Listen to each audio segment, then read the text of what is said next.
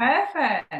So hello to everyone. It's Claudia here today, and I have my partner in crime, wonderful mindset coach and personal trainer, specialized in eating disorder behaviors around food and training, hypothalamic amenorrhea, hormones, women's health, and everything.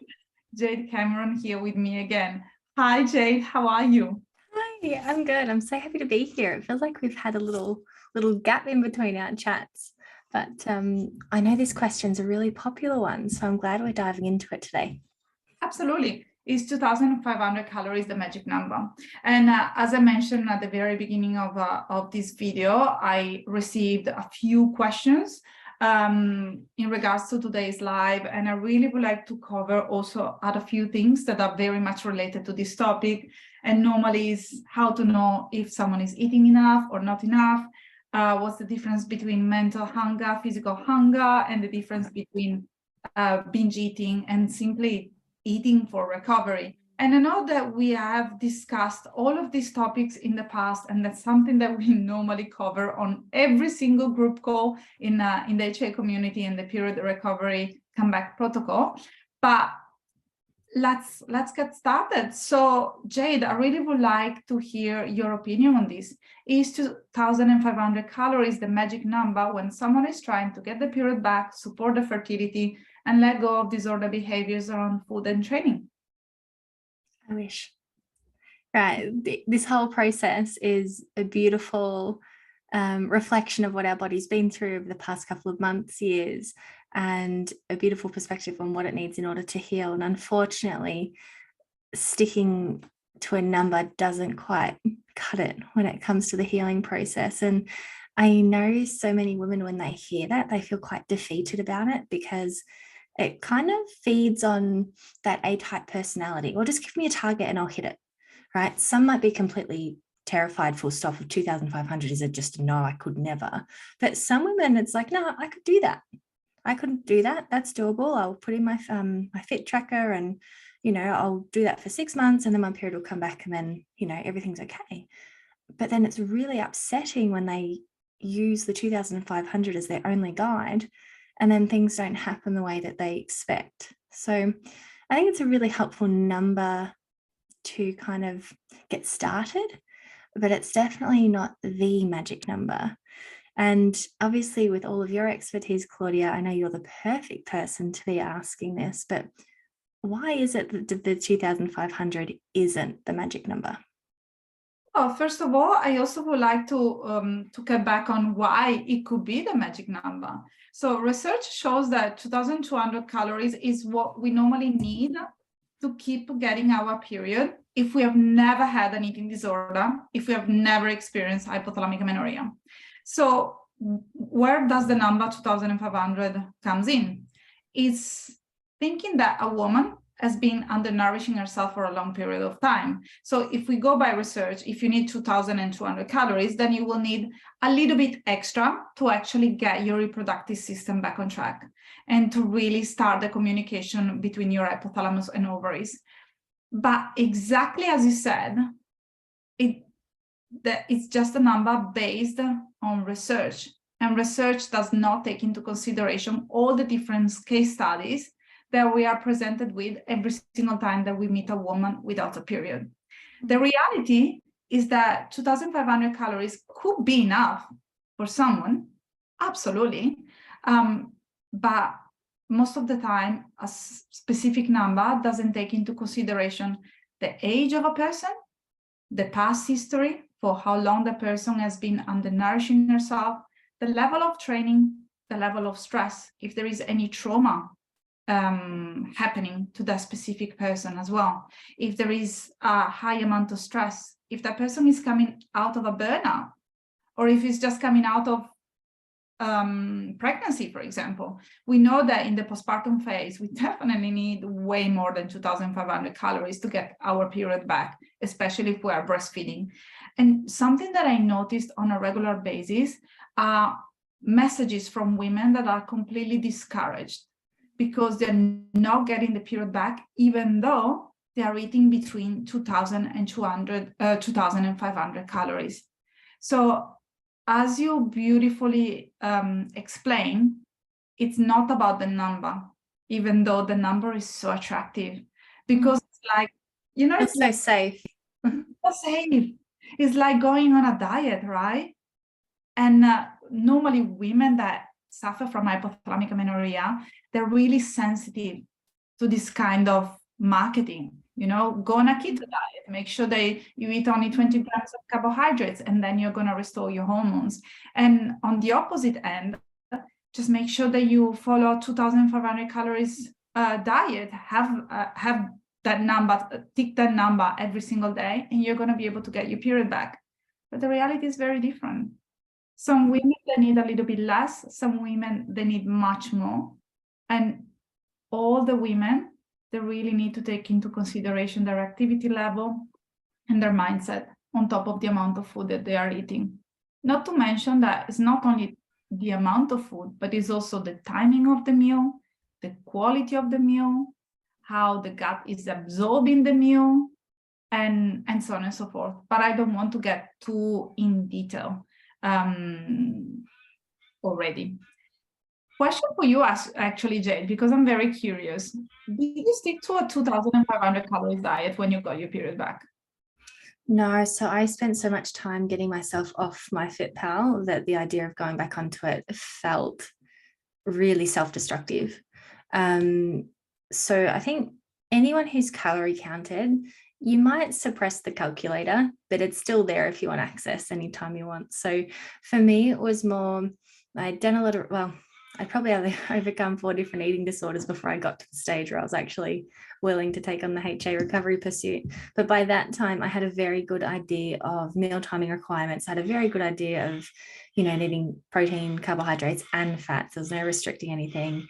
And I still had a very good idea on if I was to kind of round up numbers in my head about what I was consuming throughout the day. So I had somewhat of a guesstimate in my mind when I first started, and I'd kind of double around that, knowing that that could be completely inaccurate, because when we eyeball things and we're always on an app versus how we eyeball things years later can be quite different. But I had some sort of a gauge. And then I might have used that for a short time.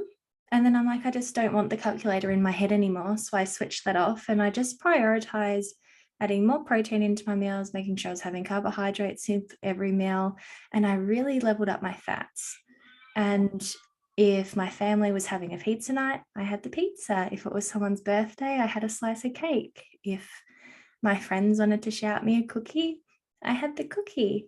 And I found those a lot more helpful to get my calories up than having this really like a locked in, I must eat this every day, or even like challenging food fears is so important. But I think sometimes even that can get a little bit lost and you have to have processed food every single day. And if you choose to, go for it. But if you don't want to, you don't have to by any means. But so for me, it was just welcoming in opportunities to have some calorie dense foods. But for the most part, I really just prioritized the foods I valued the most, just having more. Yeah, absolutely. And that's such a great tip to get started. Sometimes it's enough to double the serving sizes. And I know that doubling a serving size sounds quite scary as well, but especially when it comes to carbohydrates and fat, they can really make a huge difference on how the body of a woman is going to respond, especially if the outcome is to get the period back as soon as possible and to have a baby. And even when I look at people around me that never had an eating disorder, never lost their period, and let's take my husband, for example. He loves running. He started running 10 years ago, and I see he has never had any issue with food. Like, to him, it's incomprehensible to have issues with food. He just doesn't get it. And some days I can see that he's having a good amount of fats, protein, and carbohydrates. Then other days, intuitively, he has more sweets, more protein. And then the next day it really doubles down on carbohydrates. So it's that very intuitive way of eating, and which is possibly why he's never experienced any injury. He's sleeps like a log and stressed at all, even though we live a kind of a stress life because it's 2023 and we live in a big city. So the first tip would be actually to double the serving sizes, or as you said, increase the serving sizes. And something that I find extremely helpful was to pick one person in my life that didn't have any reservation or any issues with food. And to me, it was my best friend and my husband. They've always been my mirror when I was trying to recover from, when I recovered from my hypothalamic amenorrhea. And that was extremely helpful, because when I was in doubt, I could always look at what they were doing, for example. What else do we normally advise women to do when they don't know where to start? I just want to stop up from what you said about finding like a food inspo or a food role model person, because it actually is so encouraging to see how comfortable some people are when making food choices. And it can feel really liberating to just be like, oh, wow, they literally just looked at the menu, pointed their finger at something and went for it. Or even just as you said with your husband, observing how one day it was like carb central and the next day it was fats and proteins, and he was back to, because it was just what his system needed and he just went for it. And it's so easy to get locked into our meal preps and our same foods every day. And you know, you still can recover from HA doing that. There's no sort of rules from that front that it has to be complete variety every single day. But it's really nice to just observe how free the eating experience can be, because really food is an experience for us, but it gets so mechanical during an eating disorder. It's very, you know, I eat because, and then that's it. Very mechanical. Thanks actually for underlining that, because for all the women that are listening to us, there are maybe part of our HA community, they may be thinking right now, yes, but it does feel quite mechanical, especially it can be. It can be until it isn't any longer. Well, that's probably another key element too, isn't it? It's like even at the start of recovery, it's okay to still feel mechanically on the side of trying to make change.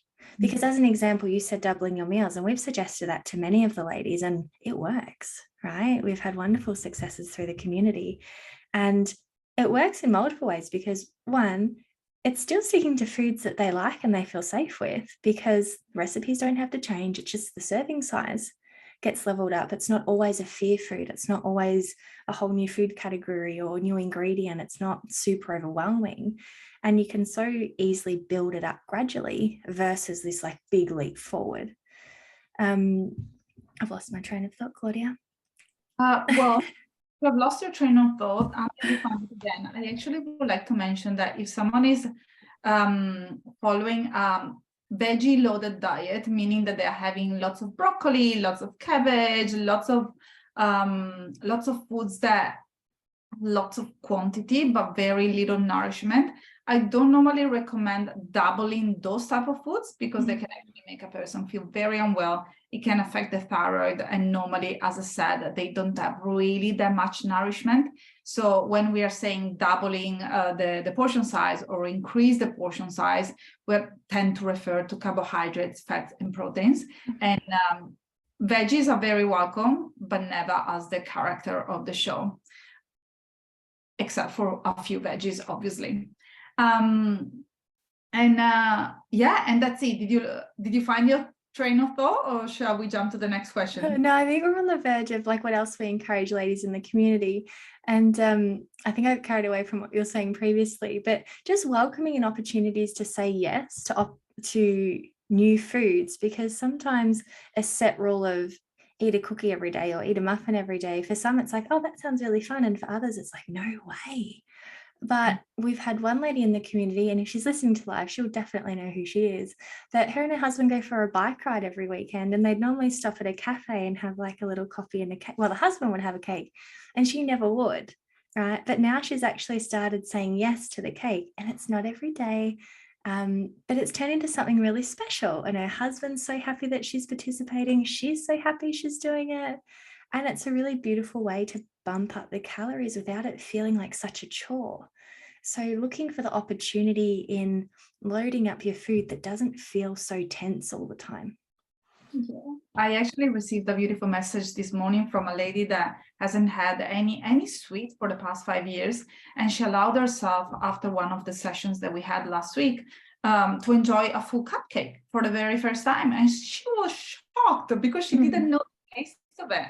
And on a personal level, we went out for Vietnamese on Saturday night. They gave us the menu and everything was written in Vietnamese. There was no translation whatsoever.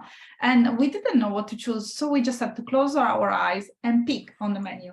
You know, we asked for the translation, and it was so fun because when the food arrived, we were like, it's like bingo.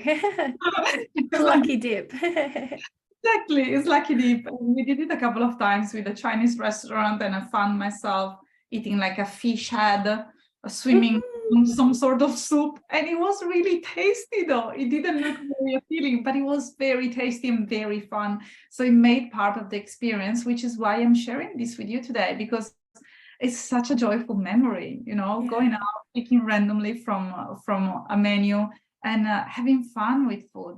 And sometimes when there is that push and pull and it's very hard for someone to order something that is out of the ordinary, could actually be a good idea to ask for help. Ask the partner, ask the friend, ask the barista to pick for you, to pick something on the menu that you have never tried before. So the person doesn't always go for the safe choice. Have you ever tried that? Look, I can't say I've had the mistranslation scenario, but it does sound really fun, and I feel like that's a big claps to you, because how far have you come the fact that experience was fun? Because I can imagine in another lifetime that would be the worst case scenario on the planet. Possibly I'm sick, I have to go home territory, because it's just way too confronting. I can't even tell ingredients, let alone what it's going to look like when it arrives here. So I love that story on multiple levels. But no, for me, it was more just accepting like menu options. And if I got invited out to dinner, I couldn't Google the menu first. Oh, yeah. I just had to get there and have a look and pick something and know that everything was going to be okay. Because that's a big thing too, isn't it? Like researching restaurants before you go, or researching cafes before you go, to see if everything was, you know, in shape, or if you had to train extra beforehand or extra after. But for me, releasing the power was just having the confidence I could make a decision and be okay with it. Yes, it brings up so many memories. I remember going out for brunch with my friends, and they were like having the most lovely conversation, and I couldn't really enjoy the conversation until I had the menu, decided what I have, and I had to order the food straight away, because most often than not, I had starved myself because I knew that I was going to have brunch with my friends, which is a story that we tend to witness very often with the women that we work with and in the HA community. But if that's someone's present, it doesn't have to be someone's future as well. And that's something that we normally we are a big fan of, like changing the mindset, changing the thoughts, so then we can change the behaviors and creating a new routine. Talking about mindset, why do you, such a silly question, it sounds like a silly question, but it isn't. Why do you think that it plays such a big role when recovering from hypothalamic amenorrhea and challenging food rules and fear foods? Yeah, well, it's the rules in a nutshell, right? We've created this system or a structure of living that has allowed us to live in a particular way that makes us feel safe. It allows everything to be predictable. And it gives us almost like a false shield, right? Because in the moment, we feel like we're in control. We've got the power because we live this way. And the reality is we're so fragile, which is why we can be knocked off our chair at any moment by a variable. And the mindset piece comes in from learning to break down the rules and know that, for one, you can change rules whenever you want to. That's within your power. And two, if you know how to break down the rules appropriately, it doesn't feel scary, right? Because if you go at them too aggressively, or perhaps you make them too small, they're not appealing if they're too small. If they're too aggressive, you don't want to do it at all. So the mindset piece is really going, okay, I'm here right now. I need to be here in the future. Where's the steps in the middle? And how can I change my belief system? Because that's really the core of all the mindset stuff, is your belief systems, so that when you're making decisions that are different to decisions you've made in the past, they fall in line with your values. And what I mean by that is, a good example would be, Your values might be, I only eat super clean meals, right? So they have to be steamed or poached or no oils or no cuts of fat, because that makes me a health conscious person. And you might have got a lot of research behind that. You might have had friends and family tell you that's the right thing to do. So it's emotionally backed, it's evidence backed, and you've created a belief system that's attached to a value. So at some point when you go, oh, I might actually add some olive oil on top of my vegetables or cook with olive oil, it feels so confronting because that goes against my rules. That goes against who I am as a health conscious person. I can't do that. That changes who I am. But instead, it's changing the belief behind the change you're trying to make and looking at, well, as a health conscious person, I should have my period. As a health conscious person, I should be able to eat a variety of foods that are containing fats, carbohydrates, and proteins. And it's shaping that belief. So you're not looking at a particular ingredient going, walls are up, this is a big no-no for me. And instead changing the belief and the value system to go, this actually complements what I want. And how different is that thought? Like if we're looking at olive oil, going, that's an absolute no-no, too high in calories. It goes against my whole rules on steaming and to, as a health conscious person, I really want my period back. Olive oil actually helps me to get that or make that happen due to because logic can be really helpful in these situations. And suddenly the wall comes down because it's like, oh, I want to be the person who's healthy. And this actually helps me be healthy. You think that you can get your period back even though you eat only clean food? Even when, sorry. If you're getting sufficient amount of calories, yeah.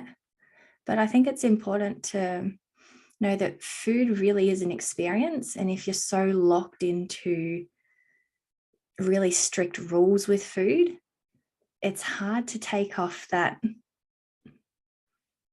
version of yourself that really stops you from enjoying life the way you could and still be healthy.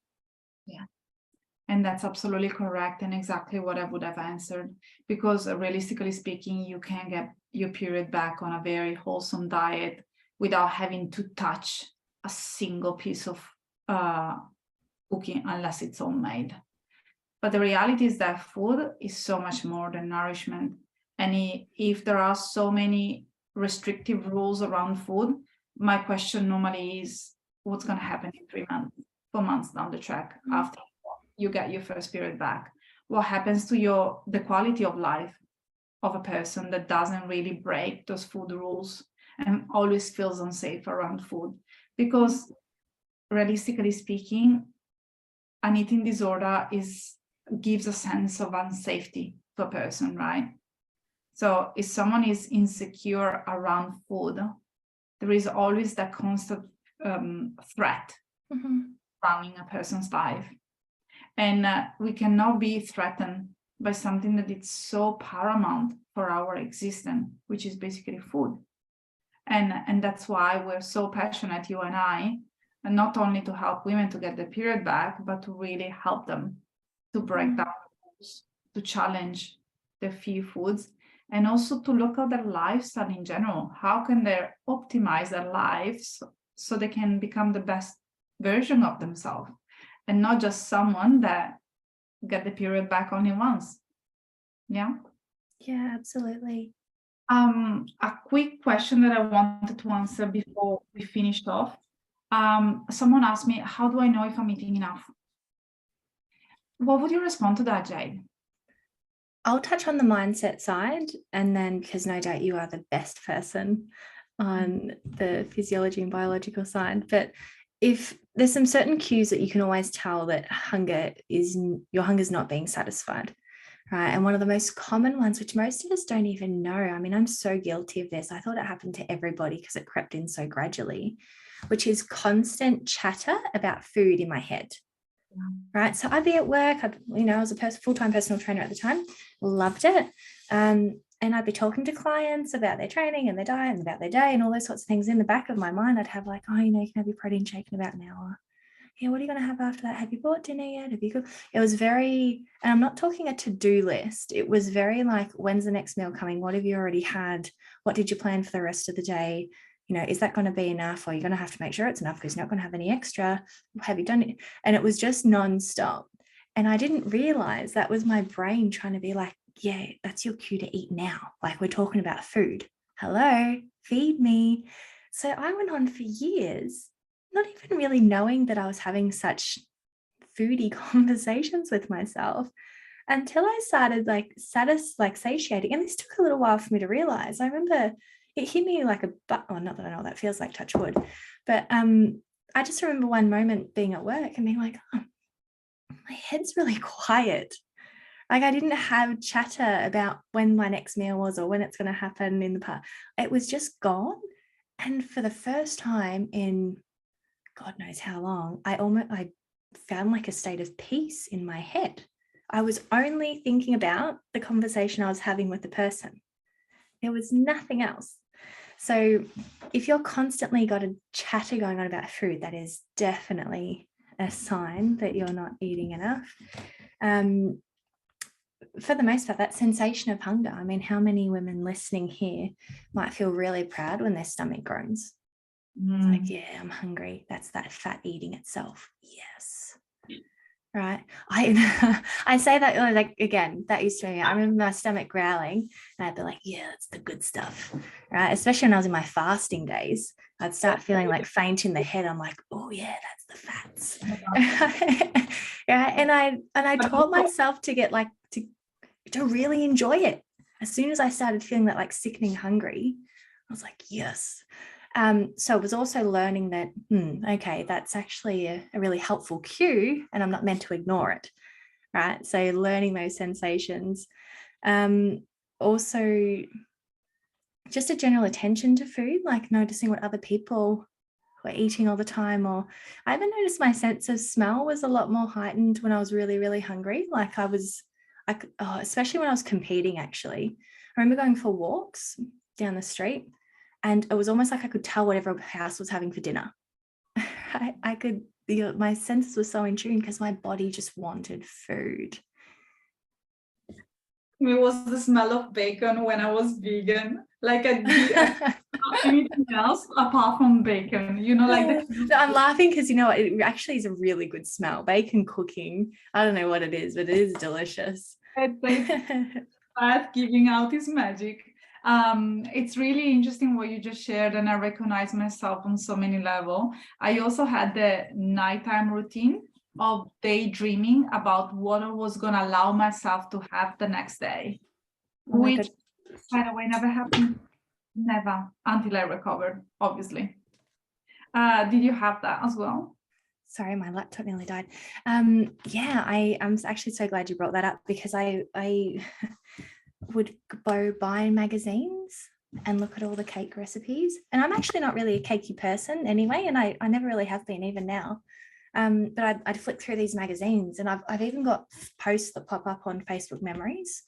I'm going to cook this after I'm going to cook this after whatever date and I never did, but I would sit there and I would so enjoy the idea of these really decadent things as well. I'm not talking a salad. I'm talking like cakes and muffins and with real sugar and honey and butter and ingredients I'd never go near. So secretly I knew I'd never do it, but I used to love looking at those magazines. And I also used to really love not necessarily cooking the recipes in the magazines because they're a bit complicated, but if it was Christmas, Easter, birthdays, I would make up the most decadent desserts and just watch everyone else eat them. I loved it. I'd be like, is it good? And I would, and then I'd be like, look at me. I'm the one who doesn't eat it. They're all eating it. And I loved it. And it's wild. It's absolutely wild. It's not really wild though. It's just to say it really plainly, it's your eating disorder getting the best out of you. Wild in the way that as it's happening, you feel so comforted by it. Because I look back now and go, oh, geez, lady, like you didn't pick up the hint. But in the moment, I was just like, look how good I am. One, I cooked this incredible dessert that everyone is saying is amazing. So I got my people pleasing check. And two, I'm also showing off my discipline skills by not eating it. But I ticked off this sensation like I had eaten by watching other people eat it. Yeah. Some women that go to the extreme, they even like chew their food to then spit it out.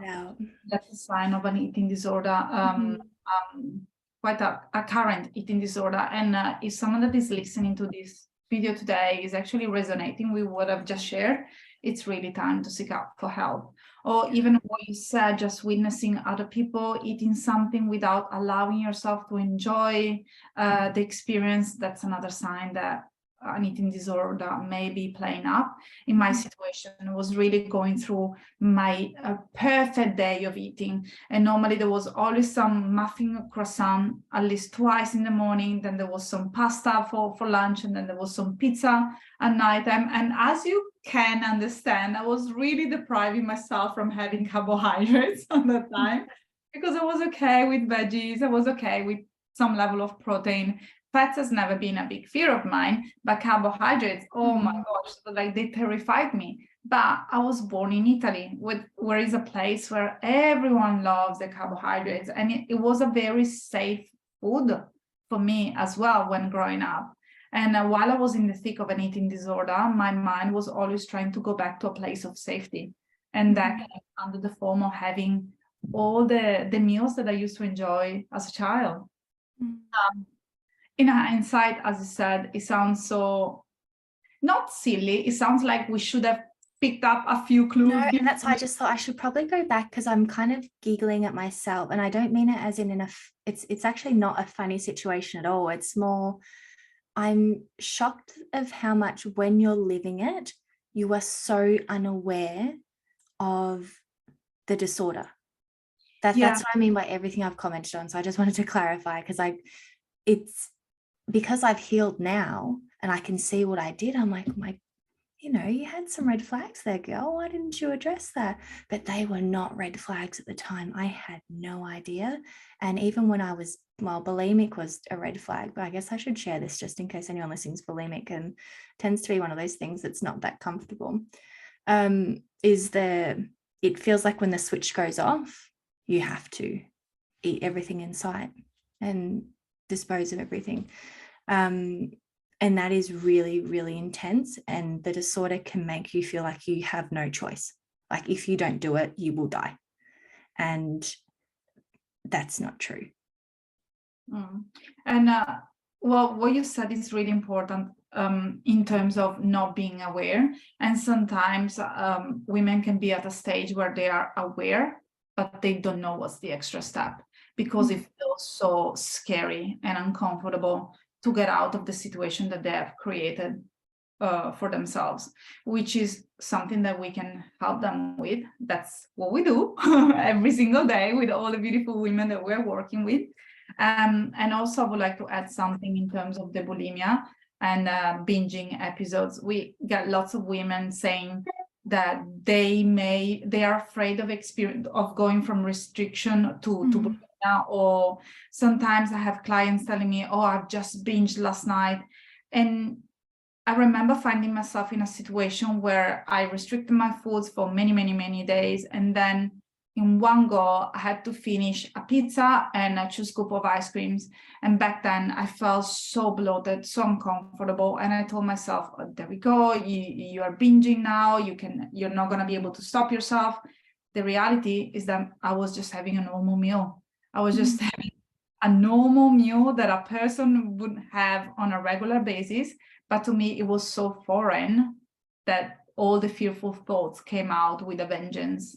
So if anyone is finding herself in that particular situation, reach out, ask for support, send me a message, send Jade a message, and let's get you started. Let's get you to a place where you feel more confident around your food choices, where you can restore your hormones, and then you can have a baby if that's your goal. And if your goal is maybe food freedom, or to be able to go to a Chinese restaurant and pick without knowing what you're going to pick, absolutely reach out, because that's something that not only we can help with, but that's something that can happen in a very short time frame with the right tools and the right steps. Jade, anything else that you would like to share before I let you go and I see you back next month? I want to quickly say one more thing about the binge eating, because I feel like that's it's almost like the fitness industry's kind of distorted what a binge is, because now all of a sudden if you were to have a couple of slices of pizza, you binged, and you didn't, you just had a couple of slices of pizza. And it's very normal for your body to want to have a bigger serving size if you have starved yourself for the day before, or perhaps you skip breakfast because you're in a hurry. Like, if anything, the fact that you've got a bigger appetite at certain times rather than others is a good sign your body's giving you some pretty accurate signals. And it's really common for women to be so fearful of, well, I don't want to go from severely undernourishing to being a binger and purger, because that's terrifying, and it is. It's so scary to think you go from one to the other. But it's really important to recognize that a lot of women who end up with binge eating disorder it's been motivated by being undernourished for so long that their body just gives these extreme sensations of hunger that then get perceived as a binge and then turn into other things. So if you're afraid to start refeeding in case you can't stop, the safest thing to stop you from getting to a point where you refeed to the point you can't stop is to gradually start increasing the calories, because if you gradually start doing it now, you're actually going to prevent that from happening. And that's where you are absolutely amazing at helping these women, because you can look at their diets and their day-to-day eating and see what they can improve on to prevent some of these biggest fears from happening. And emotionally, we work with women that if they're fearful of these things, how to, one, not be fearful, and if they feel like certain emotions are kicking in, how to navigate them so they can take a course of action that they want to, rather than feeling like their brain's taking over and going somewhere else. Yeah. I normally use the metaphor of someone driving a car and getting to a roundabout. And when you're stuck in the binge restricting cycle, it feels like going into this roundabout and keep going around and around in circle without. Yeah, because one feeds the other, like literally. Yeah, and getting stuck there, and it gets really uncomfortable, really tiring. You start running without fuel. It's not a pleasant situation where to be in. And sometimes it's important to simply take the first exit and see what it feels like until you really start building, you really start to understand where you want to go. And that can be done with appropriate nourishment, lots of mindset work, a few coping skills to help you through the toughest moment, and to learn also how to love yourself is such a big word. I'm not a big fan of saying to someone, you need to learn to love yourself, otherwise you're not gonna stop restricting or overeating. But it's more about accepting yourself for where you are right now, knowing that nothing is permanent and your life is going to change, and it can change for the better when you choose the right thoughts and you also modify the behaviors accordingly. Jade, it has been an extreme pleasure speaking with you today. I'm going to see you next week in the Jade community, and we're always chatting in behind the curtain anyway. But I will have you here on the Recover from HA support group next month. And for all of you that want to get in touch with Jade, I'm going to tag her in here, so you can simply send her a DM and reach out straight away. Otherwise, have fun. See you next time. Thanks so much for having me. Bye. Bye.